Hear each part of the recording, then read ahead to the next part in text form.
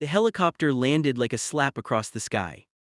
Its rotors churned the air above the Apex Global headquarters, whipping dust and debris across the executive parking lot. Employees on their lunch break shielded their eyes, phones already out, recording. The sleek black machine touched down with the kind of confidence that only comes with money, real money. Inside the marble lobby, Daniel Rivers stood with his mop bucket. He didn't look up. The water in the bucket had gone cold an hour ago, but he kept pushing the mop across the same stretch of floor back and forth, erasing scuff marks left by $1,000 shoes. His gray uniform hung loose on his frame. His hands, calloused and scarred, gripped the wooden handle with the kind of steadiness that comes from repetition or maybe resignation. "Hey, janitor." The voice cut through the lobby like broken glass. Daniel looked up. Brandon Whitmore stood at the base of the grand staircase, flanked by 3 junior executives in tailored suits. Brandon's tie probably cost more than Daniel made in a month. His watch, definitely more than Daniel made in a year. "You missed a spot," Brandon said, pointing at the floor near his feet. His voice dripped with the kind of amusement that comes easy to men who have never been told no. Daniel nodded once. "I'll get it, sir." "You'll get it now," Brandon corrected, his smile widening. "We have investors arriving in 10 minutes. Can't have them thinking we let our help slack off." The lobby had gone quiet. 20, maybe 30 employees had stopped what they were doing. Some pretended to check their phones. Others watched openly, hungry for drama the way office workers always are, especially when they're not the ones being fed to the lions. Daniel walked toward Brandon, bucket in hand. "Actually," Brandon said, louder now, playing to his audience, "leave the bucket. Get on your knees, use your hands." One of the junior executives laughed nervously, another looked away. Daniel set the bucket down. He knelt. The marble floor was cold against his knees, even through his worn pants. He pressed his palm against the floor where Brandon had pointed, a spot so small it might not have even existed, and wiped it with the cleaning rag from his pocket. Brandon's phone was out now, camera angled down. "This," Brandon announced to the lobby, "is what dedication looks like, people. This is someone who understands his place in the world." He panned the camera from Daniel's face to the floor, then back again. "Say hi to the internet, janitor." The flash went off. Then another.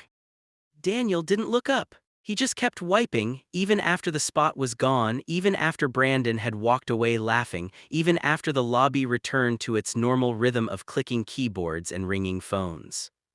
But what they didn't know, what none of them could have possibly known, was that the man on his knees scrubbing their floor was about to change everything. If you think this is shocking already, wait until you hear the twist. Hit subscribe now so you don't miss it. 3 years earlier, Daniel Rivers had been someone else entirely. Not in name, he'd always been Daniel, but in the way the world saw him, in the way he saw himself. He'd been Captain Rivers then, Marine Corps decorated officer, 2 tours in Afghanistan, 1 in Iraq. He'd led men through firefights and sandstorms, made decisions that saved lives and haunted dreams. When he'd come home, there had been ceremonies, medals, handshakes from men in suits who thanked him for his service with the same sincerity people use when they say, "How are you?" without wanting an answer. The transition had been harder than any deployment. They don't tell you that in the brochures. They don't mention that the skills that make you valuable in war, discipline, vigilance, the ability to function on no sleep while everything around you is trying to kill you, don't translate cleanly to spreadsheets and quarterly earnings reports. They don't mention the nightmares, or the way your hands shake when a door slams too loud, or how every crowded room feels like a potential ambush. Daniel had tried. God, he'd tried. He'd gone to the interviews, worn the uncomfortable suits, smiled at the recruiters who looked at his resume like it was written in a foreign language. Leadership experience sounded good on paper. In practice, it meant he was overqualified for entry-level positions and undercredentialed for anything else. The money ran out slowly, then all at once. First the apartment, then the car, then the dignity that comes with being able to look your reflection in the eye and recognize who's looking back. The VA benefits helped, but not enough, never enough. So he'd taken what he could get. Apex Global had been hearing for night janitorial staff, no interview required, show up, do the work, get paid every 2 weeks. It wasn't what he'd imagined when he'd signed up to serve his country at 18, but it was honest work. it was something. He'd been there 14 months now. 14 months of invisible labor in a building that never slept. 14 months of emptying trash cans filled with the discarded drafts of people's six-figure salaries. 14 months of cleaning conference rooms where decisions were made that moved millions of dollars while he made $15 an hour. But he'd kept his head down. Done his job. Stayed invisible. Until today. Brandon Whitmore's office sat on the 42nd floor, high enough that the people on the street below looked like ants. He liked that. The view, the height, the metaphor. Brandon had been with Apex Global for 7 years, climbing the ladder with the kind of ruthless efficiency that impresses boards and terrifies subordinates. He wasn't the CEO, not yet, but he was close. Senior Vice President of Operations. The kind of title that comes with stock options and the authority to ruin someone's day with a single email. He'd been born into money, old money, the kind with hyphenated last names and summer homes in Martha's Vineyard, but he'd made his own fortune too. Tech investments in the early 2010s, a lucky bet on cryptocurrency, a real estate portfolio that spanned 3 states. The helicopter was new. A Eurocopter EC-135, custom interior, worth about $4 million give or take. He'd bought it 6 months ago right after his latest bonus cleared, because he could, because flying above traffic was a very literal way of being above other people. He posted about it constantly. Instagram, LinkedIn, Twitter, shots of the skyline from 1,000 feet up, videos of the pilot flipping switches, captions about earning your view and grinding for greatness. The video he'd taken in the lobby this morning was already uploaded. Teaching respect, 1 floor at a time, leadership hustle culture. 3,000 likes in 20 minutes. Brandon leaned back in his leather chair, scrolling through the comments. Most were praising him. A few were calling him out, but those people didn't matter. Haters never did. His assistant knocked on the door. "Mr. Whitmore, the quarterly review meeting starts in 5. "Tell them I'll be there when I get there," Brandon said without looking up. Power wasn't just about having money, it was about making people wait. Daniel finished mopping the lobby at 3:47 p.m. His shift didn't technically end until 6, but Carlos, the shift supervisor, had told him to take the rest of the day. Not out of kindness, out of pity or maybe embarrassment. Daniel wasn't sure which was worse. He changed out of his uniform in the basement locker room, the fluorescent lights buzzing overhead like trapped insects. His street clothes, jeans, a faded Marines t-shirt, a jacket with a broken zipper were folded neatly in his locker, the way he'd been trained to fold everything since basic. Old habits. He grabbed his backpack and headed for the service exit. The afternoon sun hit him like a spotlight. He squinted, pulling his jacket tighter even though it wasn't cold. The parking lot stretched out in front of him, a sea of luxury sedans and SUVs that cost more than most people made in 5 years. In there on the helipad sat the helicopter.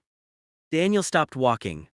He stared at it for a long moment, his jaw tight, something flickering behind his eyes that might have been anger or might have been something deeper.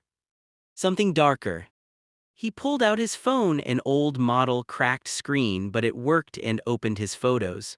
Scrolled past the recent ones, past the empty folders, past the screenshots of job postings he'd applied to and never heard back from. Until he found it. A photograph from 4 years ago. The same helicopter, same model, same custom paint job. But a different tail number. If this part has you on edge, hit the like button right now. It lets us know you want more stories like this. Daniel had rules. Rules that kept him functional, rules that kept him from falling apart completely. Wake up at 500, run 3 miles no matter the weather, shower, coffee, black, work, home, sleep, repeat. No alcohol, no relationships, no complications. But he had one exception. Every Sunday morning at 800, he went to Riverside Veterans Center. It was a small building on the edge of town, wedged between a pawn shop and a laundromat that had been out of business for 2 years. Daniel went there because it was the only place where people understood without asking questions, where the nightmares had names everyone recognized, where the silence between words carried more meaning than the words themselves. He'd been going for 18 months. That's where he met Tommy Graves. Tommy had been Army, 101st Airborne, 3 tour same as Daniel but different wars, different battles, same scars. Tommy was 43 but looked 60, the kind of weathering that comes from carrying weight no one else can see. They'd bonded over coffee that tasted like motor oil and stories they told in fragments, never complete sentences, because complete sentences required reliving things neither of them wanted to relive. Tommy had been a pilot. Helicopters, medevac missions, the kind of flying where every second mattered, where hesitation meant someone didn't make it home. He'd flown Daniel out once, not on a mission after Daniel had taken shrapnel in his shoulder during an ambush outside Kandahar. Tommy had been the one at the controls, steady hands navigating through a sandstorm while Daniel bled out in the back, medic pressing gauze to the wound, telling him to stay awake, stay with us, Captain, stay with us. Daniel had stayed. Tommy had saved his life. And then 3 years after they both came home, Tommy had tried to take his own. The PTSD had gotten too loud, the memories too heavy, the gap between who he'd been and who he'd become too wide to bridge. He'd survived barely. But the VA had taken his pilot's license. Depression, they said, risk assessment, liability. Tommy never flew again. He'd died 6 months ago, heart attack in his sleep. Natural causes, the doctor said, but Daniel knew better. You don't survive combat just to let your body give up at 43. That's what happens when you stop fighting because there's nothing left to fight for. At the funeral, Tommy's sister had given Daniel a box. He wanted you to have this, she'd said, her voice barely a whisper. Inside had been Tommy's flight logs, his medals, his pilot's license laminated and expired. And the registration papers for a helicopter Tommy had bought 8 years ago, back when he still believed he'd fly again someday. A Eurocopter EC-135. Custom interior. Tail number N847 GT. Daniel stood in the parking lot now, staring at that same helicopter sitting on the Apex Global helipad, and his hands curled into fists. The tail number had been changed. N847 GT had become N923BW. Brandon Whitmore's initials. Something didn't add up. Tommy's sister had told Daniel she'd sold the helicopter after Tommy died. Needed the money for funeral costs, for her kids' college fund, for the bills that don't stop coming just because someone's gone. She'd sold it to a dealer, a legitimate aviation broker out of Newark. So how did it end up with Brandon Whitmore? And why had the tail number been changed? Daniel pulled out his phone again, opened his browser, searched for helicopter tail number registration. The FAA database was public. Anyone could look up who owned what aircraft. He typed in N923BW. Registered owner, Whitmore Holdings LLC. Registration date, February 14, 2024. Previous owner, Apex Aviation Sales. He typed in N847 GT. Registered owner, Thomas J. Graves. Registration date, June 3, 2016. Status, registration canceled February 10, 2024. 4 days. There had been 4 days between when Tommy's helicopter was deregistered and when Brandon's new registration went through. Daniel's jaw tightened. He opened another tab, searched for Apex Aviation Sales. The company website loaded slowly on his cracked screen. Generic stock photos of helicopters and private jets, a contact form, a phone number. And at the bottom of the About Us page, a line that made Daniel's blood run cold. Apex Aviation Sales, a subsidiary of Apex Global Industries. Brandon Whitmore worked for Apex Global. He'd bought Tommy's helicopter through his own company's subsidiary. Which meant he'd gotten a deal, an insider deal. Tommy's sister had probably been desperate, willing to take whatever offer came first. And Apex Aviation had probably lowballed her, bought the helicopter for half what it was worth, then turned around and sold it to Brandon at cost. Legal technically, but wrong in every way that mattered. Daniel felt something shift inside his chest, not anger, not yet. Something colder. Something controlled. He'd seen that kind of look before in another life. The look of a man realizing the mission parameters had just changed. Monday morning, 5:47 a.m. Daniel showed up for his shift early like always. The building was quiet except for the hum of the HVAC system and the distant sound of a floor buffer somewhere on the third level. He clocked in, grabbed his cart, and headed for the executive floors. He'd been cleaning Brandon Whitmore's office for 14 months. Every Monday, Wednesday, and Friday, empty the trash, dust the desk, vacuum the carpet, Windex the floor-to-ceiling windows that overlooked a city that never looked back. He'd always been invisible doing it. But today he looked. Really looked. Brandon's desk was mahogany, real mahogany, not veneer, the kind that costs more than a car. On it sat a laptop, a wireless keyboard, a designer pen set that probably cost $500. And a stack of papers. Daniel had rules: don't touch personal items, don't read private documents, do the job, stay invisible, go home. But Tommy's face kept flashing in his mind. Tommy at the VA center, hands shaking as he talked about losing his wings. Tommy in that box in the ground, 43 years old, used up and thrown away. Daniel set down his cleaning spray. He walked to the desk. The papers were financial reports, quarterly earnings, acquisition summaries. And underneath them, a folder labeled Apex Aviation Recent Purchases. Daniel opened it. Inside were invoices, purchase orders, registration transfers. The Eurocopter EC-135 was listed. Purchase price $1.8 million. Market value $4.2 million. Tommy's sister had been paid $900,000. Half of what the helicopter was worth. Half of what she should have gotten.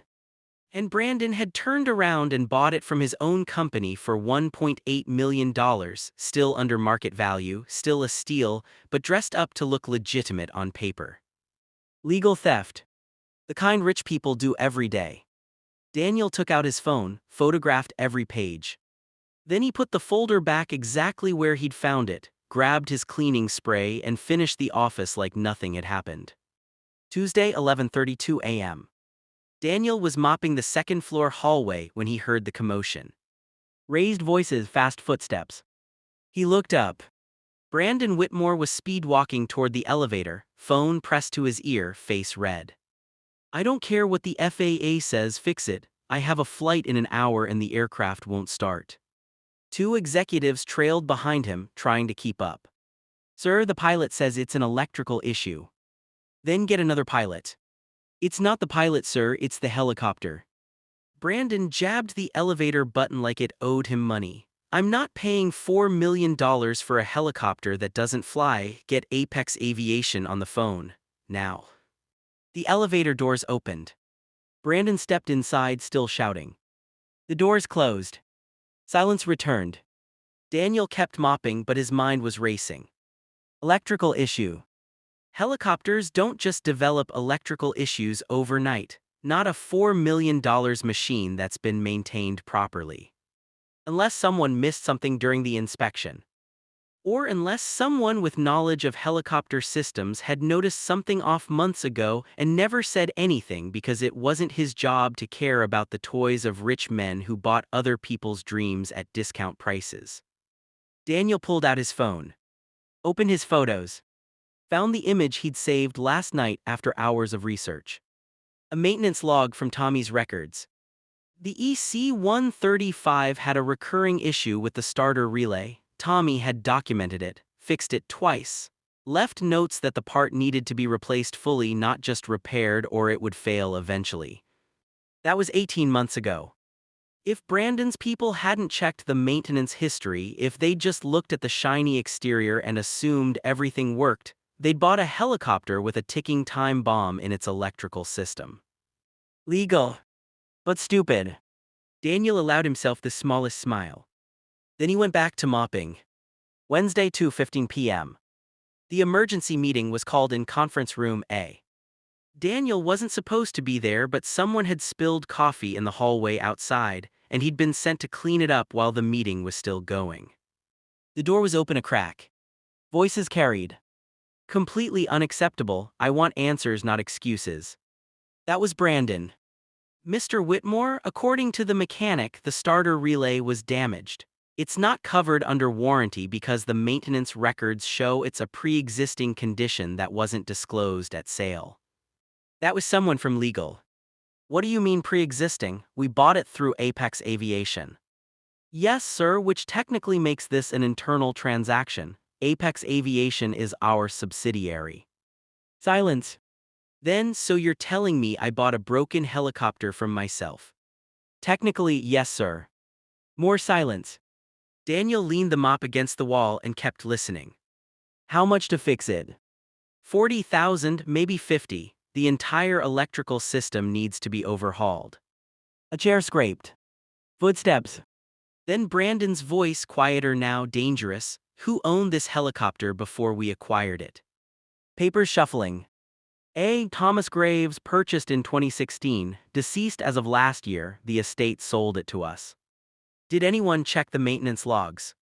I'll have to confirm that, sir. Confirm it now. More footsteps. The door started to close. Daniel picked up his mop and walked away before anyone saw him. Thursday, 8:03 a.m. Daniel was emptying trash cans on the 42nd floor when he heard his name. Hey, janitor. He turned. Brandon Whitmore stood in his office doorway, arms crossed. You clean my office, right? Yes, sir. Monday, Wednesday, Friday. Yes, sir. Brandon studied him for a long moment, his eyes narrowed. You ever notice anything unusual? Papers moved, files out of place. Daniel kept his face neutral. No, sir, I don't touch your desk, just empty the trash and clean the floors. Brandon didn't look convinced, but he didn't have proof. Fine, get back to work. Daniel nodded and walked away. But he could feel Brandon's eyes on his back the whole way down the hall. Something had shifted. The hunter had realized he might be the prey. Friday, 4:47 p.m. Daniel was finishing his shift when his supervisor found him.